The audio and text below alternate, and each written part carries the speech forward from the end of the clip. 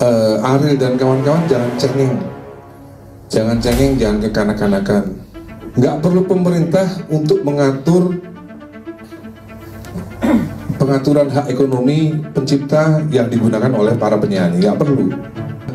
Mereka yang bilang bahwa boleh silakan nyanyi lagu saya tanpa izin dulu, itu artinya menurut saya sok kaya raya, padahal belum tentu ngelewatin saya kaya rayanya. Dan juga sebagai pencipta lagu, saya ingin mempermudah orang lain untuk bisa menyanyikan lagu saya. Karena hal itu sesuai dengan semangat awal saya menciptakan sebuah lagu, yaitu untuk menghibur semua orang yang bisa terhibur oleh lagu itu. Jadi, menurut saya yang paling penting sekarang adalah negara hadir untuk mengatur sementara waktu sampai undang-undang yang baru selesai direvisi. Dan LMK harus secepatnya memperbaiki kinerjanya. Para penyanyi dangdut di seluruh dunia boleh nyanyiin lagu saya, nggak saya tagih. Silahkan sepuas-puasnya lagu sampai serak-serak boleh. Nggak usah bayar sama saya. Dengan adanya kasus ini, itu penyanyi-penyanyi khususnya dangdut nih, dia pada takut tuh nyanyi. Oh iya, jangan nyanyi lagu Ayoma deh. Oh, tapi tuntut nih kita nih. Nah untuk itu, yang mau nyanyi aja silakan. Karena prinsip saya begini, kalau karya saya nggak dinyanyiin orang, kayaknya Masya Allah mubazir nih lagu. Orang sedekah itu nggak harus dengan materi aja. Kalau ketika karya kita bisa memberi manfaat untuk orang, kan itu juga pahala juga itu. Jangan sampai tahak kita ya. Bukan lagunya Dani. Jadi maunya ruwet-ruwet, makanya orangnya ruwet. cari masalah. Nah, itu buat judul ya Kem ya? Iya. Dani orangnya ruwet. Dani orangnya ruwet. Karena? Lagunya ruwet. Selalu ngomong lagunya anang penteng-enteng. Tapi kan lagu yang penting enak kok. Mas Dani juga enak nggak terlalu. Lah enak, cuman kadang-kadang ruwet. Chordnya iya. Atau emang dibikin ruwet sama dia? Menurutmu itu dibikin orang kadang sebenarnya lagunya nggak orangnya ruwet melahirkan lagu ruwet atau gara-gara lagu ruwet terus orangnya jadi ruwet? Bukan, memang orangnya ruwet. Aslinya udah ruwet. Makanya kapan kita bertiga harus ketemu dia supaya makin ruwet. Lagu yang tercipta di Amerika beda nasibnya dengan yang ada di Indonesia. Kalau di Amerika, pencipta lagu cukup menciptakan lagu Happy Birthday to You, lalu hits dipakai untuk perusahaan restoran yang setiap kali dibangun menyanyikan lagu itu akan dijamin haknya setiap detik, setiap menit, setiap jam, setiap hari, setiap minggu, setiap bulan, setiap tahun, bahkan sepanjang hidupnya sampai 7 turunannya. Kenapa begitu dihargai? Karena sistem negaranya mengatur administrasinya dengan benar. Tapi beda dengan Indonesia, Iwan Fals, Slang, Gigi, Ceylon Seven, Club Project, bikin lagu, mau 10 album, 20 album, negara nggak ngurusin, negaranya majakin aja. Ingat kan waktu ada kaset, ada CD, suka ada secarik ke label tuh, ya. Nah, tadi kita udah bayar pajak dari setiap karya yang dikeluarkan, album yang kita nikmatin. Bahkan di situ ditulis dengan nyata, dilarang merekam, kopi, memperbanyak tanpa seizin yang berwenang. Negara ini mau terlibat dalam soal pajak, tapi dalam soal merawat hati para pencipta, merawat kehidupannya, ya, menjamin hak-hak kekaryaannya, kurang cerdas negara ini. Padahal itu sesuatu yang nyata, bukan goib, gampang jadinya, mudah, ya. Dewa, satu lagu 10 juta. Dan gue ini sebenarnya nggak nyanyiin kangen dan kamulah satu-satunya itu nggak apa-apa. Rasa perempuan, ya ngasih kamu sih gak minta. Akhirnya, ngapain ya dulu? Akhirnya gini deh, dan kalau aku bayar 30 juta ke kamu, aku harus menaikkan budget segitu, itu nggak kecil. Udah ada dan kamu ini kok masih hitungan sama aku, utangmu lu masih banyak sama aku. Utang duit? Iya. Ya 10 juta aja, all in, bebas, bisa main banyak, kamu duduk manis, terima setoran. Oh iya ya, bisa bikin pernyataan yang saya tanpa LMK aja terima dari Rasul 50 juta. Gua aja deh. Jangan percaya Dani. Lalu si penggunanya nanya, kenapa sih harus bayar? Prinsip ini yang kok ngerasa susah banget ya memahami bahwa penggunaan lagu tuh harus bayar. Ya.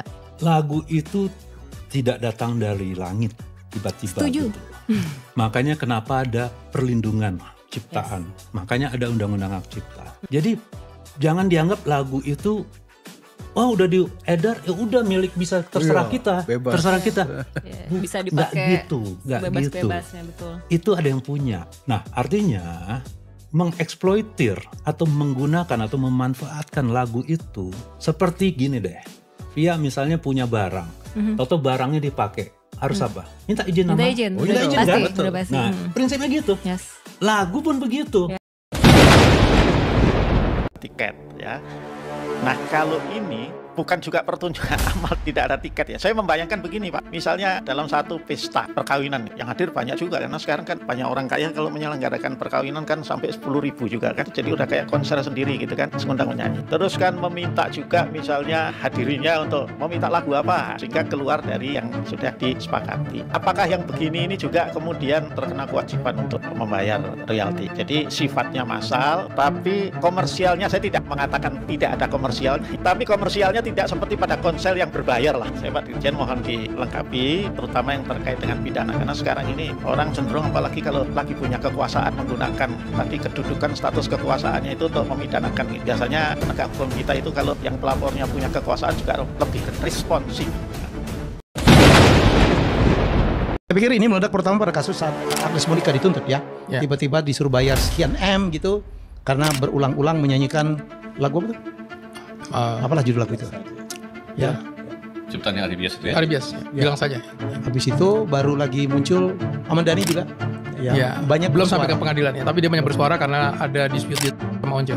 Oke, yang kedua, yang ketiga, terakhir saya pikir ada lagi banyak kasus sih sebenarnya. Yang baik yang sudah mulai ke pengadilan, misalnya kayak Kinan dengan Vidi yang sangat itu ya. Terus kemudian yang lain yang udah mulai intip juga banyak. Ada Lesti Kejora juga dan lain-lain, dan nggak cuma di penyanyi sebenarnya.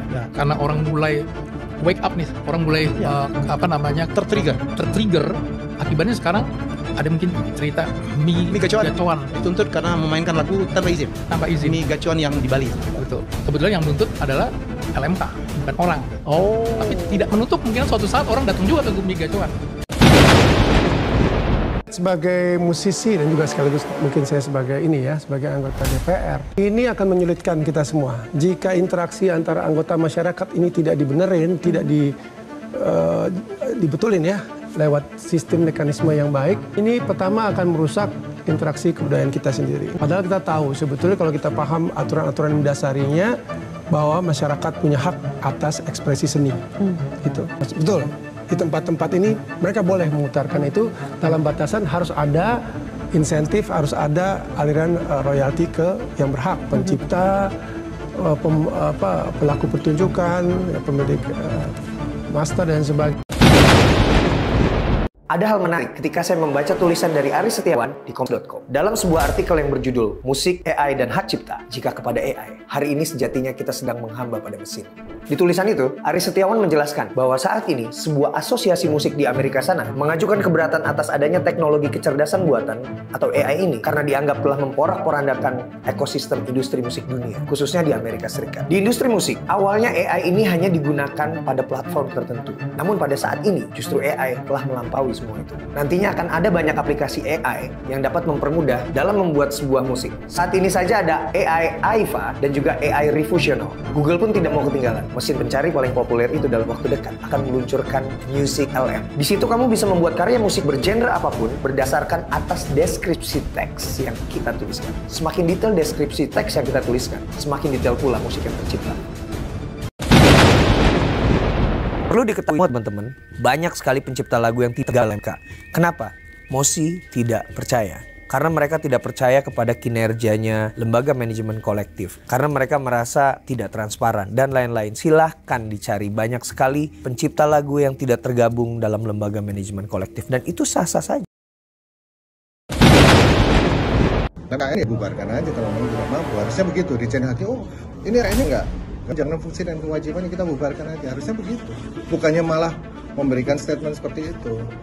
Pencipta tidak boleh menuntut haknya dan semua harus diberikan kepada LMK. Itu salah banget.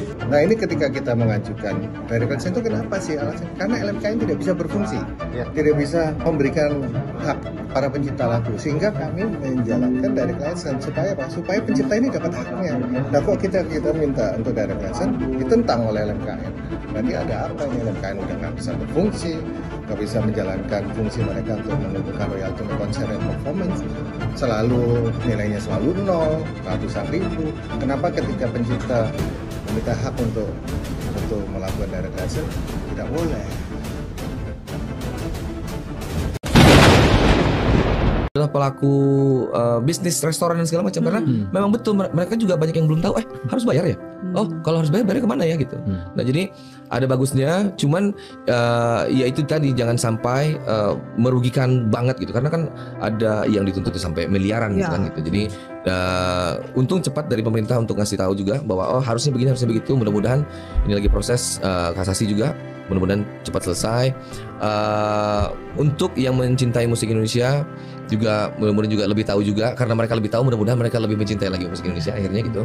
Dan mudah-mudahan juga kalau ini cepat selesai. Saya sih cuma khawatir, takutnya kalau polemik ini berkepanjangan, orang jadi takut nyanyi lagu bahasa Indonesia dibandingkan nyanyi lagu luar, nggak ada masalah gitu. Karena kan industri musik Indonesia tuh di Asia sendiri juga lumayan kenceng loh gitu. Kita salah satu yang pendengarnya banyak banget. Dengan suara burung itu ada satu hal yang menarik sekali. Selama ini tidak akan lebih indah suara penyanyi manusia dan lagu ciptaan para pencipta di Indonesia daripada suara burung. Tapi berubahnya selera ini tadi karena adanya upaya dari LMKN untuk mencari royalti bagi pencipta dan pemain terkait. Saya kira sepanjang suara burung itu juga ada produsernya, maka karya rekaman suara berupa suara burung juga akan ada kena royalti, karena ada pemenang terkait karya rekaman suara. Tapi saya kira ini reaksi yang agak berlebihan dan mungkin akan bisa kita lembar. Pertanyaan saya kok sekarang tiba-tiba bermuncul, padahal ini udah berlangsung lama. Orang mengatakan mau boykot musik Indonesia. Ngapain boykot musik Indonesia? Anda pakai musik luar negeri juga harus bayar royalti. Betul. Kalau nggak mau bayar royalti, jangan putar musik di tempat usaha. Kalau mau gunakan untuk kepentingan bisnis, ya silakan bayar royalti. Kalau nggak mau bayar royalti, ada yang bilang kami mau buat musik pakai AI. Silakan, itu nggak ada royaltinya. Putar aja itu. Tapi masa seperti itu? Itu bebannya pengusaha, tempat pengusaha gitu. Yang nilainya tidak akan mungkin membebani karena nilainya sangat terbatas. Kasihan teman-teman pencipta. Betul. Tahu nggak, dari 200 miliar itu ada yang cuma dapat 60.000 per tahun. Semua pihak sepakat dalam 2 bulan ini berkonsentrasi untuk menyelesaikan undang-undang hak cipta. Dan tadi telah disepakati bahwa delegasi penarikan royalti akan dipusatkan di LMKN sambil menyelesaikan undang-undang hak cipta dan dilakukan audit untuk transparansi kegiatan-kegiatan penarikan royalti yang ada selama ini. Nah, untuk itu kepada masyarakat luas diharapkan untuk tetap tenang, untuk dapat kembali seperti sedia kala memutar lagu tanpa takut, untuk kemudian menyanyi juga tanpa takut. Dinamika yang terjadi sudah disepakati untuk sama-sama diakhiri dan kita akan jaga suasana supaya tetap kondusif. Demikian dan terima kasih.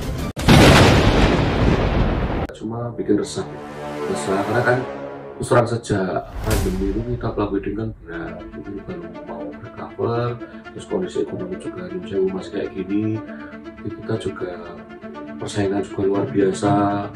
Terus seandainya dibebani kayak gitu kan tambah berat. Karena gini, setelah era pandemi itu banyak pengangguran kan, sehingga dunia wedding juga banyak pelaku-pelaku baru, itu kan menambah persaingan yang luar biasa. Kalau ditambah hal demikian tentunya sangat memberatkan teman-teman. Alhamdulillah masih cuma hanya sekitar resah lah. Ya alhamdulillah ada komunitas yang berkomunikasi dengan intinya harus seperti ya, sebaiknya ya jangan digunakan untuk dunia.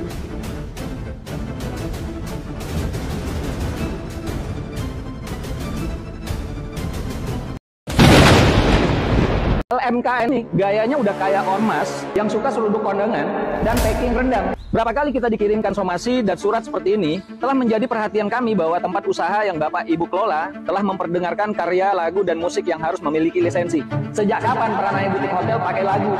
Kita di sini nggak pakai lagu, bapak-bapak ormas, ya. Nah nih, musik kita datang dari suara burung yang asli. Atau jangan-jangan suara burung asli pun kalian mau cas. Nah nih, kita pakai suara burung. Kita pengen memberikan suasana alam yang natural kepada tamu-tamu kami. Jadi kami tidak pakai musik di sini. Ngapain kalian kirim kayak gini? Kalian datang nggak? Kalian cek dulu nggak apakah properti yang kalian kirimin ini memang menggunakan musik atau tidak? Ya mungkin mereka kurang aqua kali ya.